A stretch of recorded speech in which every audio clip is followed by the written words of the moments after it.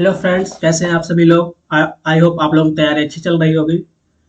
तो ये SSC JEE के प्रीवियस ईयर क्वेश्चन की प्रैक्टिस आप लोगों को कैसी लग रही है? आप लोग कमेंट करके बताइएगा वीडियो कैसी लगती है। क्या मेरे पढ़ाने के तरीके में कुछ और इम्प्रूवमेंट हो सकता है? तो चलिए आज की क्लास स्टार्ट करते हैं। Welcome to engineering with Rajneesh. यहाँ पर हम एसएससी जेईई का जो प्रीवियस ईयर क्वेश्चन है थर्मोडायनेमिक्स का, उसका प्रैक्टिस कर रहे हैं। और आज का टॉपिक होगा हमारा फर्स्ट लॉ ऑफ थर्मोडायनेमिक्स। तो पहला क्वेश्चन क्या है, आप लोग करने की कोशिश करिए। कह रहा है विच equation best describes the first law of thermodynamics. First law of thermodynamics को कौन सी इक्वेशन बेस्ट डिस्क्राइब करती है? तो देखो, फर्स्ट लॉ ऑफ थर्मोडायनेमिक्स क्या है? Del Q is equal to del W plus delta U, या हम कहें cyclic integral of del Q is equal to cyclic integral of del W. तो यहाँ पे कौन सी इक्वेशन मैच कर रही है? हमारा क्या हो जाएगा? Del Q is equal to del U plus del W. चलते हैं नेक्स्ट क्वेश्चन पर। A heat engine performs a work of 100 kilo joule. Work दिया है कितना? 100 kilo joule. And the efficiency कितना दी हुई है? इफिशियंसी कितना है? 50%। इफिशियंसी 50% है।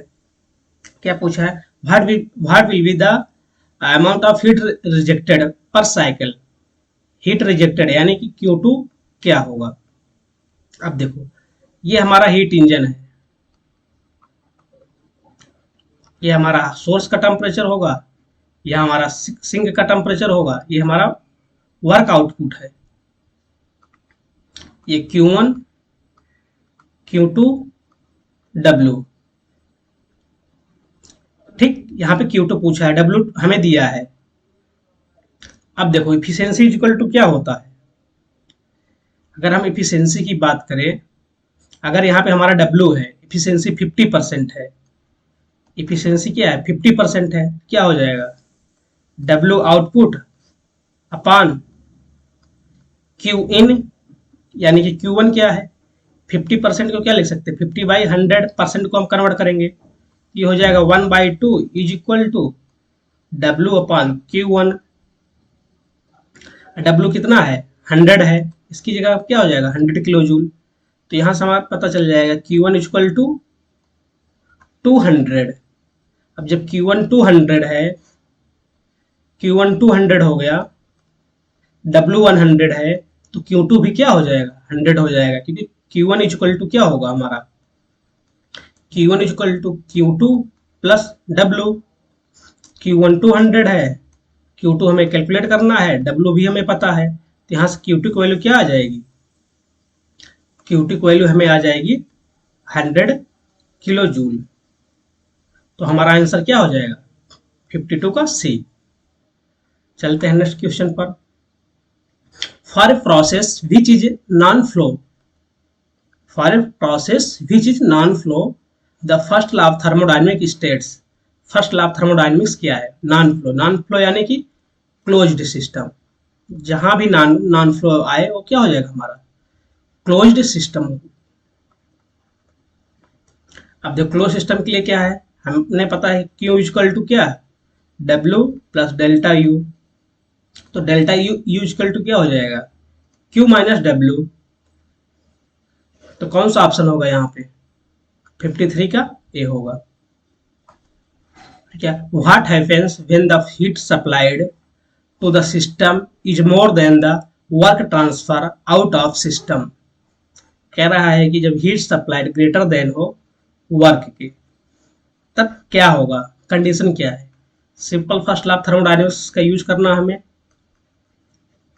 हमने एज्यूम किया ये 100 है, ये क्या है? 80 है, ये कितना होगा? 20 होगा। कह रहा है जब हमारा क्यू ग्रेटर है, मीन्स हीट सप्लाइड ज्यादा है, किससे?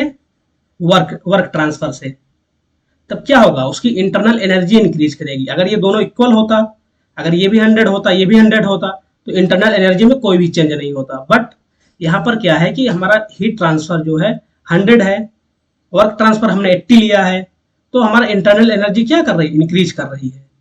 तो इसी के अकॉर्डिंग यहाँ पे देखो कह रहा है what happens when the heat supplied to the system is more than the work transfer out of system. क्या होगा यहाँ पे, जब हमारा हीट सप्लाई ज्यादा होगा, वर्क ट्रांसफर कम होगा, तो उसकी इंटरनल एनर्जी, सिस्टम की इंटरनल एनर्जी इंक्रीज कर जाएगी। तो आंसर क्या हो जाएगा 54 का C. The heat absorbed or rejected during a polytropic process is equal to, कह रहा है पॉलीट्रॉपिक प्रोसेस हमारा क्या होता है, पीवी की power n is equal to constant. अब इसमें पूछ रहा है कि अगर यहाँ पे पीवी की पावर गामा होता तो हीट ट्रांसफर क्या होता, इसमें क्या, ये हमारा एडियाबैटिक प्रोसेस है, ये हीट ट्रांसफर इसमें क्या होता है, जीरो हो जाता है। बट ये पूछ रहा है किसमें, पॉलीट्रॉपिक प्रोसेस में। तो पॉलीट्रॉपिक प्रोसेस में आप लोग हीट ट्रांसफर बताइए क्या होगा।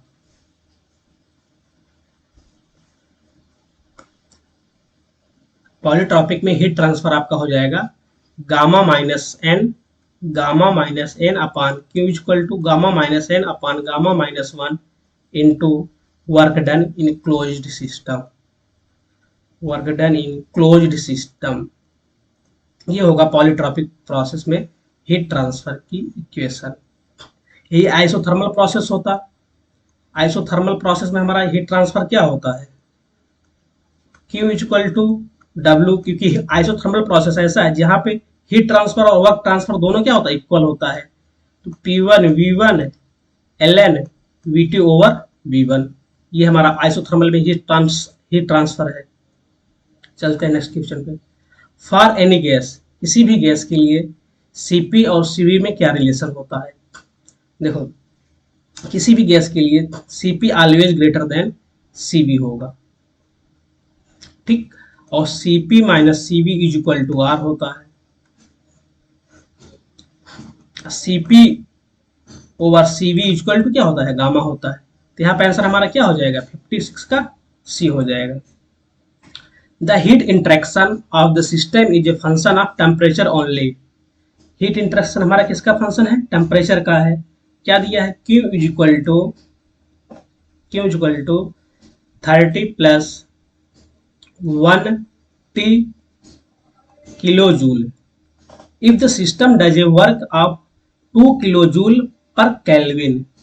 बट यहाँ पे हमारा वर्क क्या दिया हुआ है, वर्क दिया हुआ है 2 किलो जूल पर केल्विन दिया है। तो इसको हम पर केल्विन में दिया है, बट हमारा हीट किस में है, किलो जूल में है। इसको भी केल्विन में बदलने के लिए हमें क्या करना होगा, टेम्परेचर के रिस्पेक्ट में डिफ्रेंशिएट करना होगा।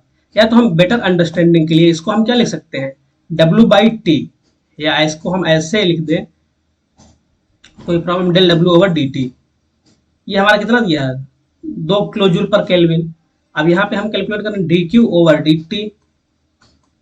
अब इसको हम डिफ्रेंशिएट कर देंगे, क्या हो जाएगा, यहाँ से हमारा 1 हो जाएगा, 1 किलो जूल हो जाएगा, किलो जूल पर केल्विन। अब यहाँ पे इंक्रीज इन इंटरनल एनर्जी पूछा है, तो हमें पता है फर्स्ट लॉ ऑफ थर्मोडायनेमिक्स से कि del Q over dt is equal to del W over dt plus du over dt।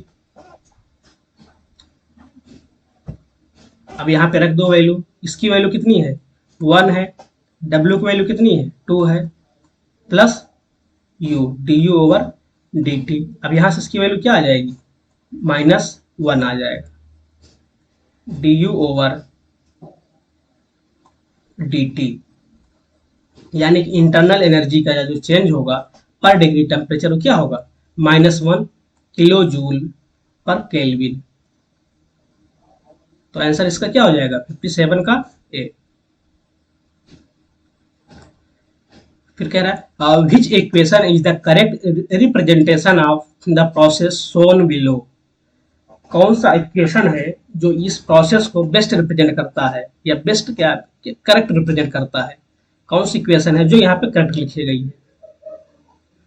तो आपको फर्स्ट लॉ ऑफ थर्मोडायनेमिक्स क्या कहता है, ये कंजर्वेशन ऑफ एनर्जी की बात करता है। ये कहता है cyclic integral of heat is equal to cyclic integral of W work, यानी कि sum of heat sum of heat is equal to sum of work, sum of work. अब यहाँ पे हम क्या देखेंगे, सबसे पहले सम ऑफ हीट देखें। अगर हम यहाँ प्रोसेस ए से स्टार्ट करें, क्योंकि देखो सभी ऑप्शन में ए से है, चलते हैं ए से टू क्यू। अब यहाँ से चलते हैं क्यू वन से बी, फर्स्ट स्टेप हमारा क्या है, क्यू वन से बी, तो Q A one B plus, अभी हम हीट की बात कर रहे हैं, फिर बी से B to A plus Q B to A, ये हमारा हीट ट्रांसफर हो गया। ऐसे ही हमारा क्या होगा, वर्क ट्रांसफर हो जाएगा, W one A one B plus W B to A, तो बी टू वन,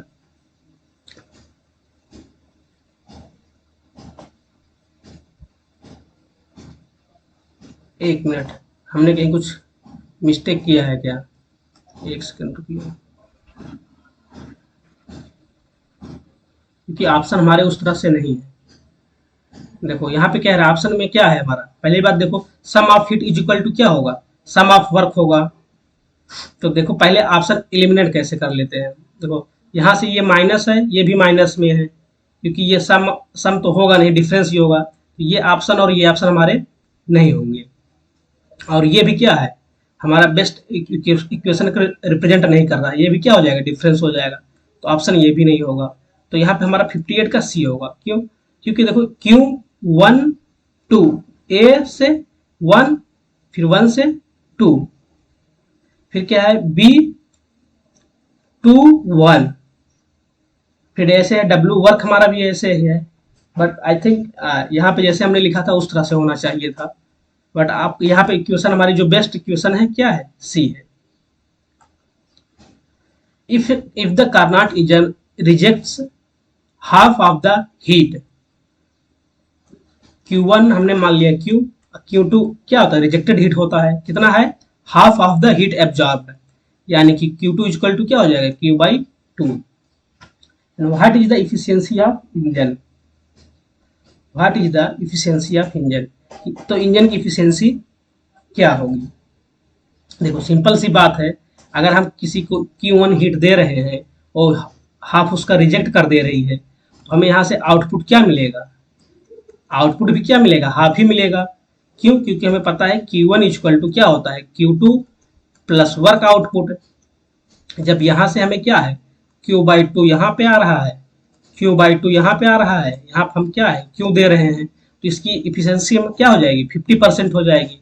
सिंपल सी बात है, या आपको इफिशियंसी के फार्मूले से यूज करना है तो ऐसे कर दो, W अपन Q1, W की वैल्यू क्या हो जाएगी, Q बाई टू, Q1 की वैल्यू हमने क्या जूम किया है, Q से Q कैंसिल, तो इफिशियंसी इक्वल टू क्या हो जाएगी 0.5 R, इसको हम क्या लिख सकते हैं, 50% लिख सकते हैं। आई होप आपको समझ में आ गया होगा। फिर कह रहा है in a cyclic process the heat transfer are 15 kg minus 23 kg minus 3 kilojoule and 40 kilojoule, what is the net work done, what is the net work in kilojoule for the cyclic process. कह रहे हैं cyclic process के लिए हमारा work network क्या होगा। यहाँ पे हमें हीट दिया है, अभी हमने आपको बताया था कि क्या होता है, sum of heat, sum of heat is equal to sum of work, sum of work. देखो अब सम ऑफ हीट क्या है, 15 kilo joule minus 23 kilo joule minus 3 kilo joule plus 40 kilo joule is equal to sum of W, यानी कि network done. Network क्या होगा cyclic process के लिए, अब इसको हम ऐड कर देंगे, क्या हो जाएगा 55 माइनस 26, तो ये आ जाएगा 29 is equal to del W। तो नेट जो वर्क होगा हमारा साइक्लिक प्रोसेस के लिए वो क्या हो जाएगा 29 किलो जूल। क्या है, a liquid of mass 1.5 kg, liquid का मास क्या दिया है 1.5 kg, 1.5 kg with specific heat of 3 kilojoule पर केजी केल्विन। स्पेसिफिक हीट है, यहाँ हम सीपीसीवी की बात नहीं करेंगे क्योंकि ये क्या है, हमारा लिक्विड है। लिक्विड के लिए ओनली वन स्पेसिफिक हीट होता है, ओनली वन स्पेसिफिक हीट होता है, एक ही स्पेसिफिक हीट होता है। अगर यहीं पे गैस होता तो हम सीपी और सीवी की बात करते। गैस के लिए दो स्पेसिफिक हीट होता है, एक सीपी एक सीवी। तो सी की वैल्यू क्या दिया हुआ है, 3 kilo joule per KG kelvin. Is stirred causing the temperature rise of 10 degree Celsius. तो डेल्टा टी कितना है, 10 डिग्री सेल्सियस है। What is the net work done for the process if the system is insulated. कह रहा है कि work done क्या होगा, W is equal to question mark, but system क्या इंसुलेटेड है, यानी कि हीट ट्रांसफर हमारा क्या है, यहाँ पे जीरो है। अब फर्स्ट लॉ ऑफ थर्मोडायनेमिक्स क्या कहता है, Q is equal to W plus delta U। यहाँ पे ये वैल्यू क्या है, जीरो है, तो W इज इक्वल टू क्या हो जाएगा, minus delta U। Delta U क्या होता है, minus MC delta T। M की वैल्यू कितना दिया है, 1.5, C की वैल्यू 3 है, T की वैल्यू कितना है, 10 डिग्री सेल्सियस इंटू 10, तो ये हो जाएगा minus 45 kilo joule. Work done हमारा आ जाएगा, कितना आ जाएगा work done, work done equal to minus 45 kilo joule. Answer क्या हो जाएगा 61 का a system has 4 kg of fluid, a system has 4 kg of fluid. C की वैल्यू दिया हुआ है 0.8 यानी कि specific heat that expands in a frictionless piston from initial state of 1 megapascal 20 degree Celsius to a final temperature of 150 degree Celsius. What is the network, network W net पूछा है। If there is no heat transfer, कह रहा है heat transfer कुछ नहीं है, यानी कि Q इक्वल टू जीरो है। अब दिया क्या है, यहाँ पे M की वैल्यू दिया है 4 kg, C की वैल्यू दिया है 0.8 kilo joule per KG kelvin and delta T क्या हो जाएगा, T final minus T initial. T final कितना है 150 degree Celsius minus T initial कितना है 200 डिग्री सेल्सियस, तो डेल्टा टी की वैल्यू आ जाएगी माइनस 50 डिग्री सेल्सियस। अब हमें पता है कि Q इज इक्वल टू क्या होता है, W प्लस डेल्टा U। यहाँ पे Q जीरो है तो W इज इक्वल टू क्या हो जाएगा, minus delta U minus MC delta T। M की वैल्यू माइनस रहने देते हैं, M की वैल्यू क्या है 4, C की वैल्यू कितनी है 0.8 इंटू माइनस 50। तो यहाँ से हम कैलकुलेट करेंगे तो आ जाएगा 5 4 जा 20 160। W की वैल्यू आ जाएगी प्लस 160 किलो जूल। यहाँ पे हमारा वर्क डन क्या हो जाएगा 160 किलो जूल।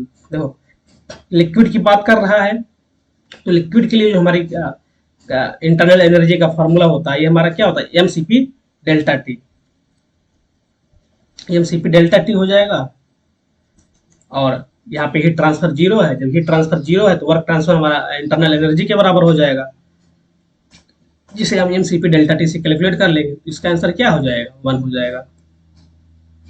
कह रहा for a constant process the change in internal energy in a reversible process is equal to heat transfer for enthalpy pressure temperature volume. कौन से प्रोसेस के लिए, कांस्टेंट प्रोसेस के लिए हमारा change in internal energy is equal to heat transfer, किस process के लिए ऐसा होता है। तो ये सब कहाँ पे आते हैं, फर्स्ट लॉ ऑफ थर्मोडायनेमिक्स में आते हैं। तो आपको simply first law of thermodynamics लिखना है, Q is equal to W plus delta U। अब देखो W हमारा क्या होता है, PdV वर्क होता है प्लस डेल्टा U। अब कह रहा है कि क्यों इसके इक्वल कब होगा, जब ये जीरो होगा। ये जीरो कब होगा, देखो प्रेशर तो जीरो हो नहीं सकता है, प्रेशर जीरो हो नहीं सकता है, तो डीवी चेंज इन वॉल्यूम क्या हो जाएगा, जीरो हो सकता है। तो इसको चेंज इन वॉल्यूम जीरो कब होगा, जब हमारा वॉल्यूम क्या हो, कांस्टेंट हो।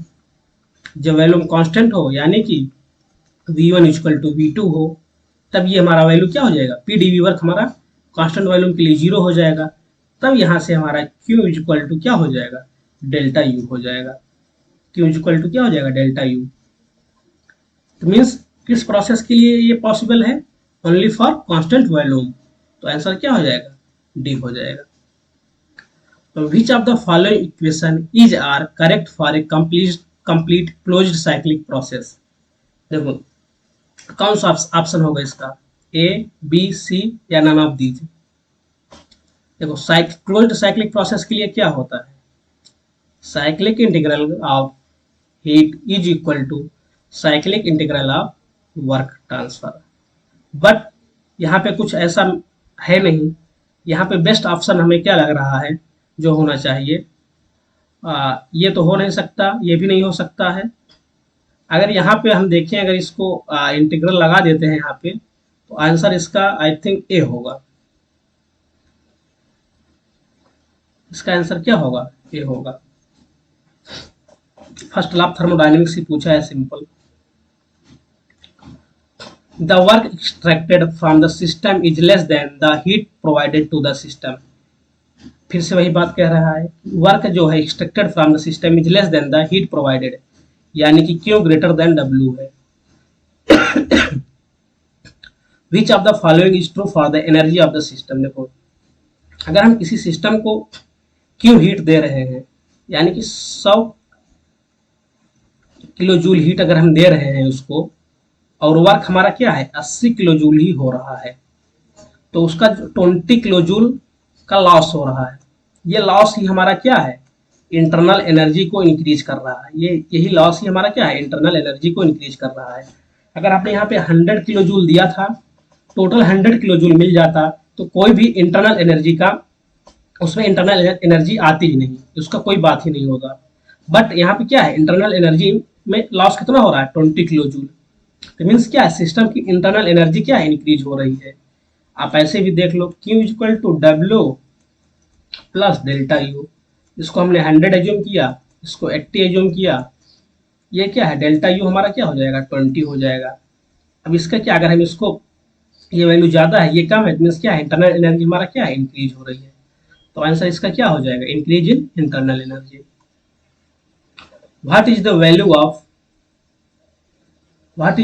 Of del Q cyclic integral of, इसको हम ऐसे कर दें, अगर साइक्लिक इंटीग्रल कर दें फॉर ए प्रोसेस इज, क्या होगा, what is the value of cyclic integral del Q minus del W for a process is. एक सेकेंड, ये पूछ रहा है प्रोसेस के लिए क्या होगा।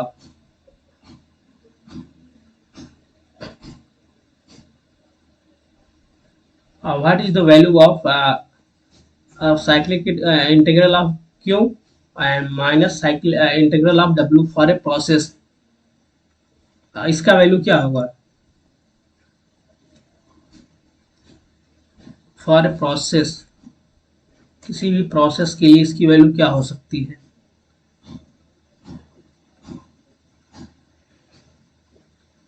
देखो अगर ये यहाँ पे cyclic integral del Q minus cyclic integral del W होता फॉर ए साइक्लिक प्रोसेस, तो इसकी वैल्यू क्या हो जाती, इसकी वैल्यू क्या होती, जीरो, क्योंकि हमें पता है for a cyclic process del Q equal to क्या हो जाएगा, डेल डब्ल्यू हो जाएगा। बट ये पूछा यहाँ पे क्लियरली मेंशन नहीं है क्या हो सकता है। देखो किसी भी प्रोसेस के लिए अगर हम देखें, तो अगर कोई प्रोसेस है, साइक्लिक इंटीग्रल अगर नहीं, साइक्लिक प्रोसेस नहीं है, तो उसके लिए ये हो सकता है, कुछ भी वैल्यू हो सकता है, निगेटिव भी हो सकता है, पॉजिटिव भी हो सकता है, जीरो भी हो सकता है, क्योंकि यहाँ पे कोई हमारे प्रोसेस मेंशन नहीं है किस प्रोसेस। अगर साइक्लिक प्रोसेस की बात करता तब इसका आंसर जीरो हो जाता, बट यहाँ पे साइक्लिक प्रोसेस नहीं है, फॉर ए प्रोसेस सिंपल दिया तो इसका आंसर क्या हो जाएगा? Unpredictable.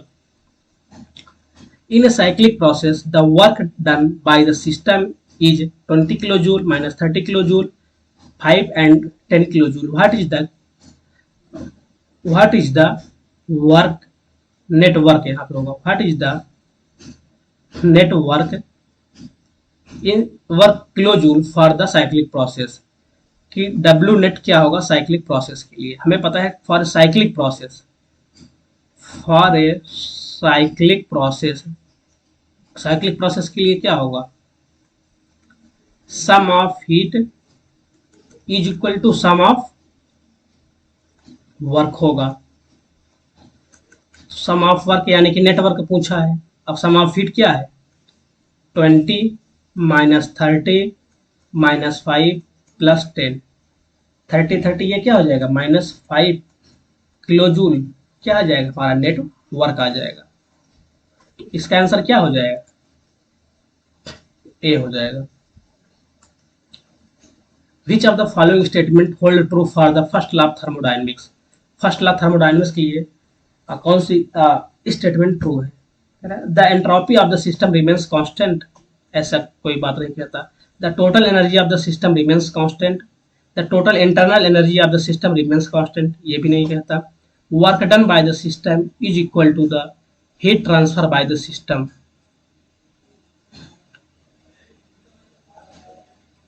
Work done transfer is equal to the heat transfer, ये भी नहीं होगा क्योंकि यहाँ पे कुछ मेंशन नहीं किया है साइक्लिक प्रोसेस है। या अगर यहाँ पे साइक्लिक प्रोसेस होता तब it may be D option में बी, बट यहाँ पे बेस्ट ऑप्शन क्या है? ये तो है total energy is conserved. First law of thermodynamics तो यही कहती है ना, conservation of energy.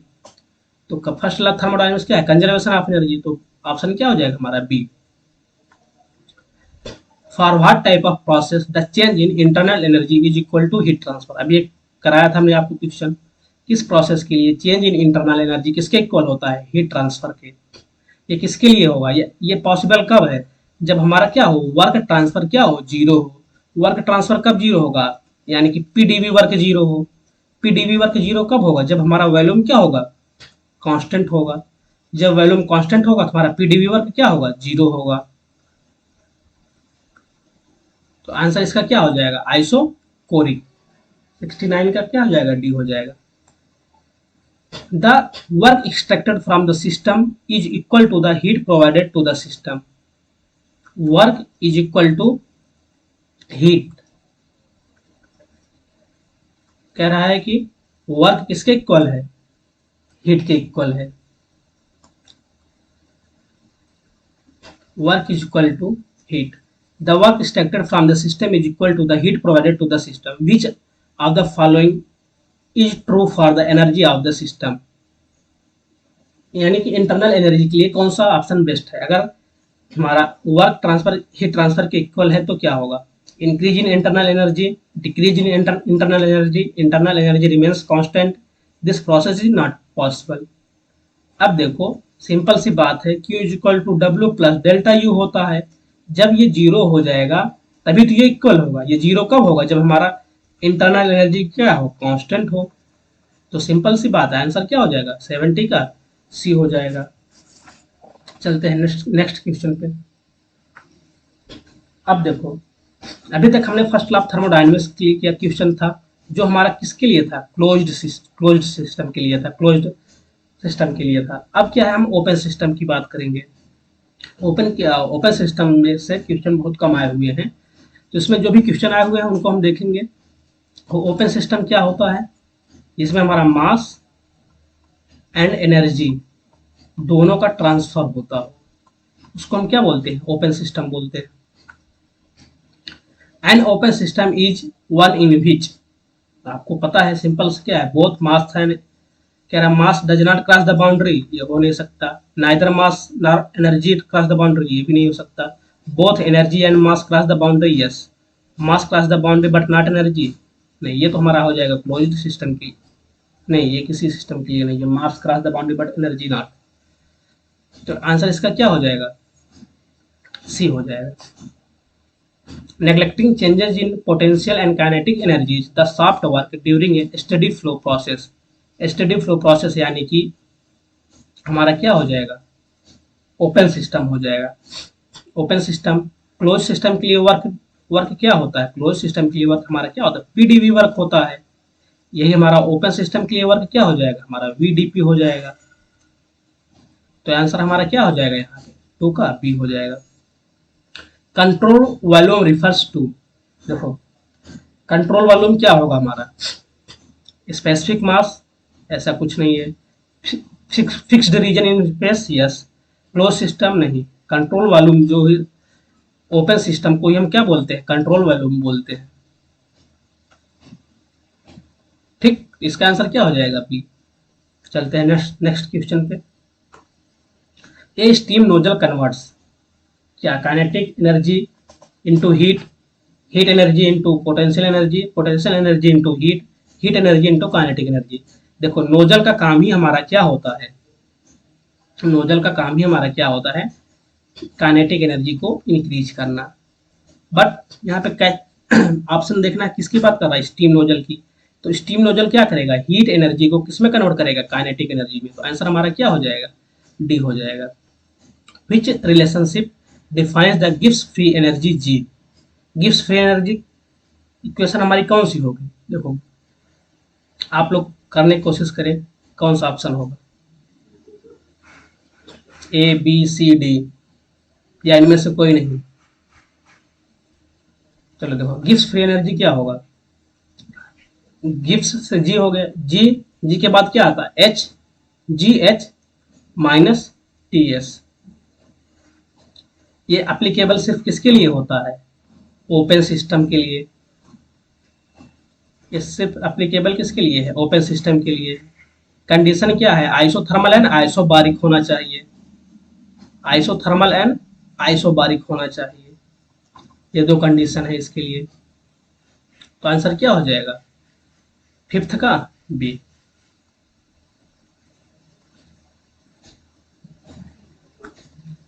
Steam flow through nozzle is considered as, देखो ये अगर स्टीम ये नोजल के थ्रू हमें फ्लो कर रही है तो हम क्या मानते हैं, यहाँ हमारा इस नोजल क्या है, प्रॉपर इंसुलेटेड है। इंसुलेटेड मतलब क्या है, इसका हीट ट्रांसफर क्या है, जीरो है, क्यू इक्वल टू जीरो है।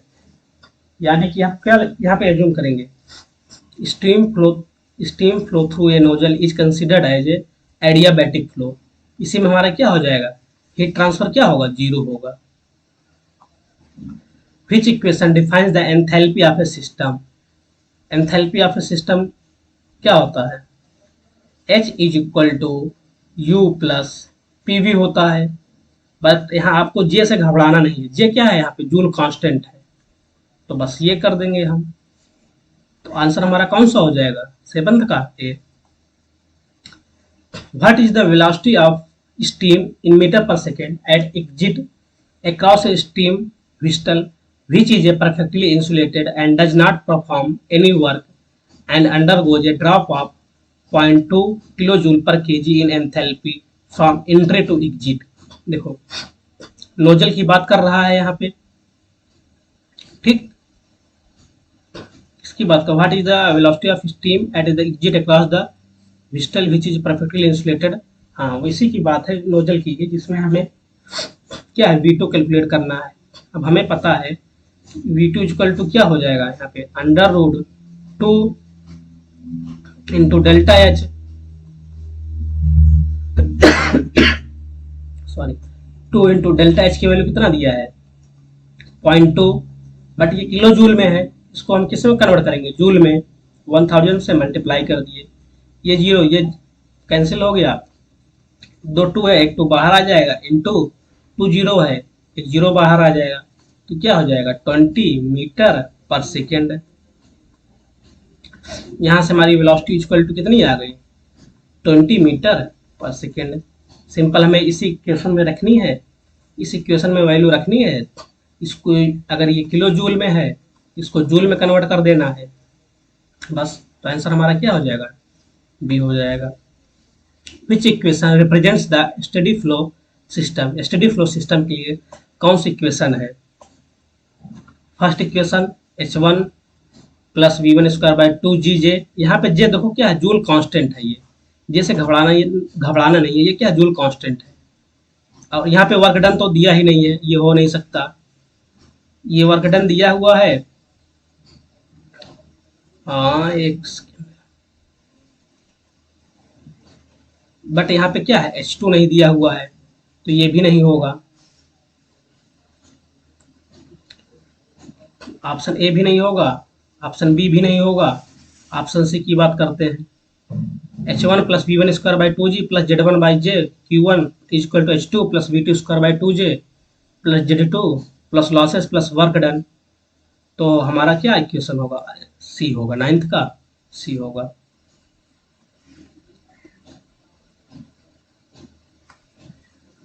Which one of the following is the steady flow energy equation for boiler. देखो बॉयलर के लिए क्या होगा, अगर हम बॉयलर की बात करें तो बॉयलर में हम सिर्फ क्या चाहिए होता है, उसको हीट ही चाहिए होता है। तो बॉयलर में हमारा क्या हो जाएगा, H2 माइनस H1। ये कैसे आता है, हमारा जो स्टेडी फ्लो एनर्जी इक्वेशन है, ये जो इक्वेशन है इसमें हमें क्या कर देना है, वेलोसिटी को जीरो कर देना है। हमें बॉयलर में कोई वेलोसिटी तो चाहिए नहीं होती है, Z1 को जीरो कर देना है, V2 को जीरो कर देना है, Z2 को जीरो कर देना है। बॉयलर में कोई वर्क डन नहीं चाहिए होता है, तो यहाँ से हमें क्या हो जाएगा, Q इक्वल टू क्या हो जाएगा, H2 माइनस H1। तो आंसर इसका क्या हो जाएगा, बी हो जाएगा। What is the drop in enthalpy, drop in enthalpy पूछा है। For steam piston which is perfectly insulated and does net work has an exit velocity of steam at 40 metre per second. V2 को value कितना दिया है, 40 metre per second दिया है। अब अभी हमने आपको बताया था V2 इक्वल टू क्या होगा, √2 इंटू डेल्टा H। तो इसको हम V2 स्क्वायर कर दें, 2000 इंटू डेल्टा H। अगर ये किलो जूल में पूछा है तो इसको रहने देते हैं।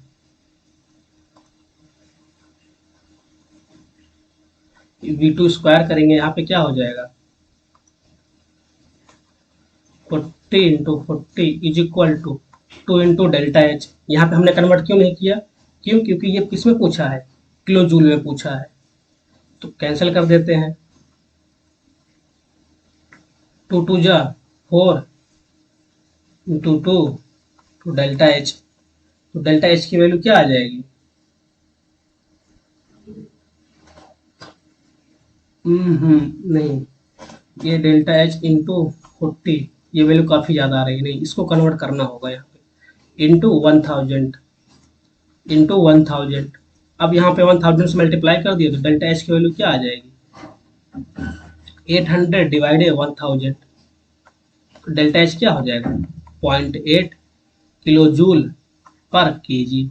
यही हमारा क्या होगा, आंसर होगा। आंसर क्या हो जाएगा, 41 का ये हो जाएगा। नेक्स्ट क्वेश्चन क्या है, which statement represent the steady flow energy equation for boiler. अभी हमने आपको बताया था बॉयलर के लिए क्या होगा, Q equal to H2 minus H1। General energy equation for steady flow system is, ये प्रीवियस क्वेश्चन फिर से आ गया, क्या होगा इसका, फर्स्ट ऑप्शन नहीं, सेकेंड ऑप्शन ये भी नहीं होगा, इसका भी सी ऑप्शन होगा, डी भी इनकरेक्ट है। तो 13th के क्या हो जाएगा, सी हो जाएगा। वही क्वेश्चन है, बस यहाँ पे अब क्या कर दिया है, नीचे इसको 1 मल्टीप्लाई कर दिया 1000 से। क्यों ऐसा है, क्यों इसलिए किया है क्योंकि सभी वैल्यूज यहाँ पे क्या रहती हैं, जैसे हमारा जो एंथैल्पी है ये किस में रहता है, किलो जूल में रहता है। इसी वजह से वर्क डन हमारा क्या किस में रहता है, किलो जूल में रहता है। इसीलिए यहाँ पे सबको किससे किया, 1000 से डिवाइड कर दिया है, इसलिए आंसर इसका हमारा क्या हो जाएगा, 14th का C. Air in 1 bar and 40 degree Celsius flows into an evacuated tank until the pressure in the tank is 1 bar। ये हमारा कोई टैंक है, ये कोई टैंक है। Air in a 1 bar and 40 degree Celsius flows into an evacuated tank until the pressure in the tank is 1 bar। Assume that the process is adiabatic and the temperature of the surroundings is 40 degree Celsius। What is the final temperature of air in degree Celsius? Means यहाँ का बाहर का temperature कितना है, 40 degree Celsius है। ये evacuated है, ये क्या है, इवैक्यूएटेड है। अब इसमें एयर फिल हो रही है, तो इसका जो फाइनल टेम्परेचर होगा क्या होगा, ये T1 कितना है, 40 डिग्री सेल्सियस, केल्विन में कन्वर्ट करेंगे तो प्लस 23 ऐड कर देंगे, 313 केल्विन हो जाएगा। T1 की वैल्यू क्या हो जाएगी, 313 केल्विन हो जाएगा। अब आपको ये इक्वेशन याद रखनी है, T2 equal to gamma times T1। जब ये कभी भी इवैक्यूएटेड की बात करें तो यहाँ का जो फाइनल टेम्परेचर होगा ये होगा, तो 1.4 इंटू 313, इसको हम सॉल्व करेंगे तो ये आएगा अप्रोक्सीमेटली 438.2 केल्विन। इसको हमें किस में दिया है, डिग्री सेल्सियस में आंसर पूछा है, तो जब इसे हम डिग्री सेल्सियस में कन्वर्ट करेंगे तो ये हमारा अप्रोक्सीमेटली 165 के अराउंड आता है। ये हमारा जो T2 आएगा ये आएगा 165.2 डिग्री सेल्सियस। तो यहाँ पे आंसर हमारा क्या हो जाएगा, B. Which equation is the correct representation for steam flow energy equation for a nozzle? किसी नोजल के लिए इक्वेशन क्या होगी, देखो नोजल हमें चाहिए क्या होता है, वेलोसिटी चाहिए होती है, ना तो हीट चाहिए होता है, ना तो वर्क चाहिए होता है, ये दोनों जीरो हो जाएंगे। अब एंथैल्पी रहती है, अगर हम यहाँ पे C1 इनिशियल वेलोसिटी को हम क्या है, जीरो नहीं मानते हैं, अगर हमने कुछ वैल्यू माना तब तो ठीक है, अदरवाइज अगर इसे हम रहने देते हैं तो इक्वेशन हमारी क्या हो जाएगी, ए हो जाएगा। और इक्वेशन आप इसको, अगर आपको नहीं पता है तो इसको एलिमिनेट भी कर सकते हैं। देखो किसी में भी सम ऑफ एनर्जीज जो होती है इस तरफ की इक्वल होती है, इसके इक्वल होती है। यहाँ पे क्या है, माइनस साइन आया, ये भी नहीं होगा, इसमें भी बीच में माइनस है, ये भी नहीं होगा, इसमें भी माइनस, इसमें तो स्क्वायर ही नहीं है, ये भी आंसर क्या हो जाएगा, इनकरेक्ट होगा। तो आंसर इसका क्या हो जाएगा, ए। तो thanks for watching engineering with Rajneesh. आपको लेक्चर कैसा लगा आज का, कमेंट करके बताएं हमें। Thank you so much for watching.